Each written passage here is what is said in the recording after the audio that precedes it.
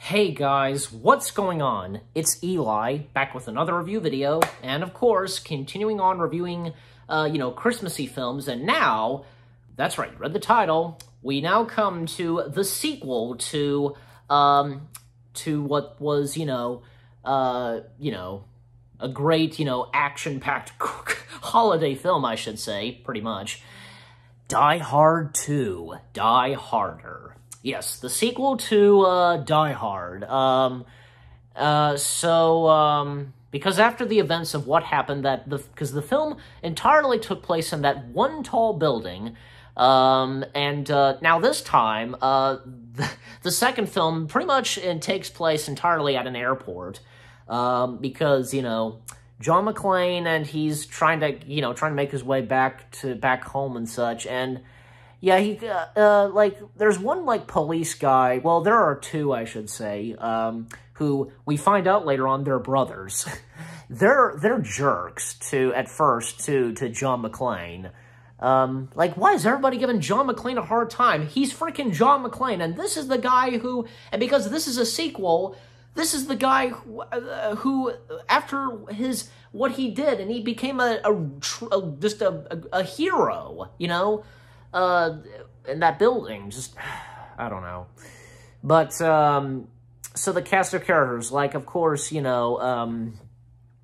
Bruce Willis, once again as John McClane, Bonnie Bedelia, if I'm saying the last name right, of course, as John McClane's wife, Holly, and William Atherton, who was in the first film, and now back in this, as Richard Thornburg, and it's a bit of a shame, but he was only there for one small appearance. Reginald Vell Johnson as Sergeant Al Powell. He only makes a cameo because McClane gives him a call. And that's it. That's all we see of him. The rest of the characters, like the villains, for example, Colonel Stewart, played by William Sadler, and I was surprised to see him in this. Three people, I should say. There was Burke, played by John Leguizamo, and yeah, there wasn't that much of John Leguizamo in this. And I think this was before his career really kicked off. Before, say, I guess the Super Mario Brothers movie counts. I don't know. And, then, also, there was, Robert Patrick, his character was O'Reilly, and, I forget, yeah, and this was just before he was, the T2, in Terminator 2, most notably famous for that part, and, he only had a small role in this. He was one of the pilots of the airplanes, and the one that would crash and be destroyed, and that McClane was trying to give a signal, and, but it didn't really work out. Colm Meaney, a.k.a. Chief O'Brien from Star Trek, when I saw him appear on screen, I literally said, "Hey, Chief O'Brien." Obviously, I mean, why not? I'm sure the Star Trek fans would do so when they would see him in something else. Yeah.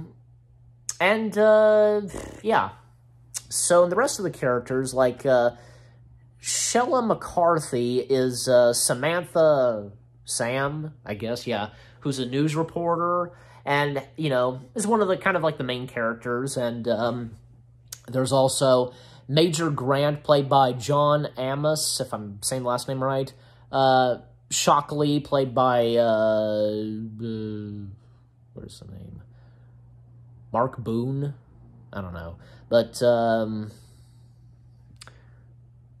to get back, okay.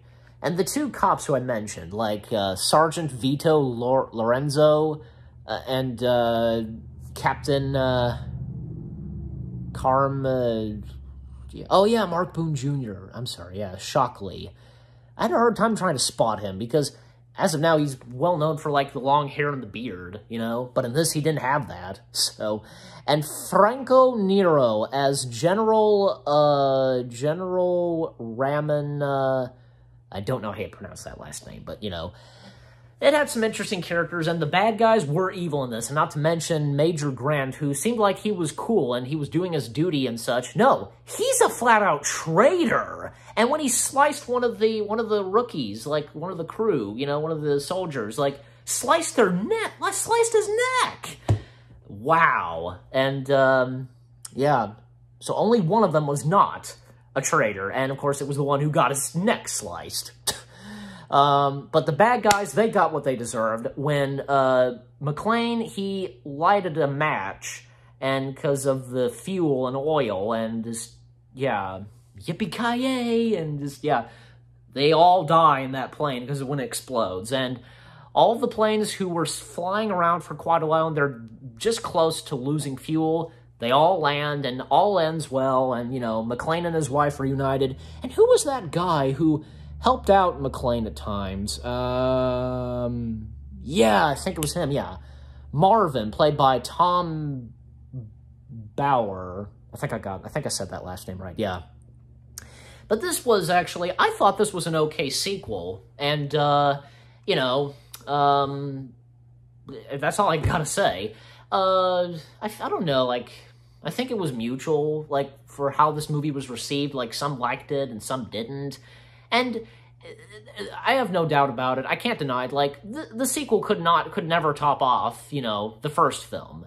And, yeah, and from the first and the second film, both of those two films do take place around the holidays, and they are considered Christmas films. But as for the rest of the Die Hard sequels, don't take place in Christmas, and they're not Christmas films, you know. So when I get to, like, say, reviewing the third film, like, I wouldn't have to do it at Christmas. But the third film was close to being, you know, a Christmas film because of an alternate ending to it. But I will talk more about that when I review Die Hard 3. So, yeah. I'm reviewing Die Hard 2. So, Die Hard 2, Die Harder, I thought was an okay sequel, and, a decent one, and it was great, because the action and what was going on, and because it was taking place in an airport, that was awesome. And how do I rate Die Hard 2? Good question. I should know that I haven't seen this in a while, but I know that when I reviewed Die Hard with Little Blue, I gave it a 10 out of 10. So I'm probably going to give Die Hard 2 a 7 out of 10. So there you go. 7 out of 10 stars for Die Hard 2, Die Harder. You guys let me know what you think of the film, what you thought of my review. Give this review a like as always. Leave comments down below. And yeah, that's that. So again, 7 out of 10 stars for Die Hard 2, Die Harder. I hope you guys enjoyed my review of Die Hard 2. More reviews coming your way. They're going to be awesome. Keep looking forward. And I'll see you guys in the next video / review. Take care. Oh, and one more thing, because for next week, hopefully so if this does work out, a couple of friends of mine, either it's going to be one or two, we will be reviewing a film that, because here's the thing, Die Hard 2 was apparently, it was released in July of 1990. However, later that year and around the holidays, this one, that, again, hopefully, if this works out, as I said, if it's one or two of my friends doing this with me, next week's review is all about a kid who is all alone in his house and facing off against two crooks. It's obvious. You know which one this is. Stay tuned for that. Take care, peace out, and Merry Christmas.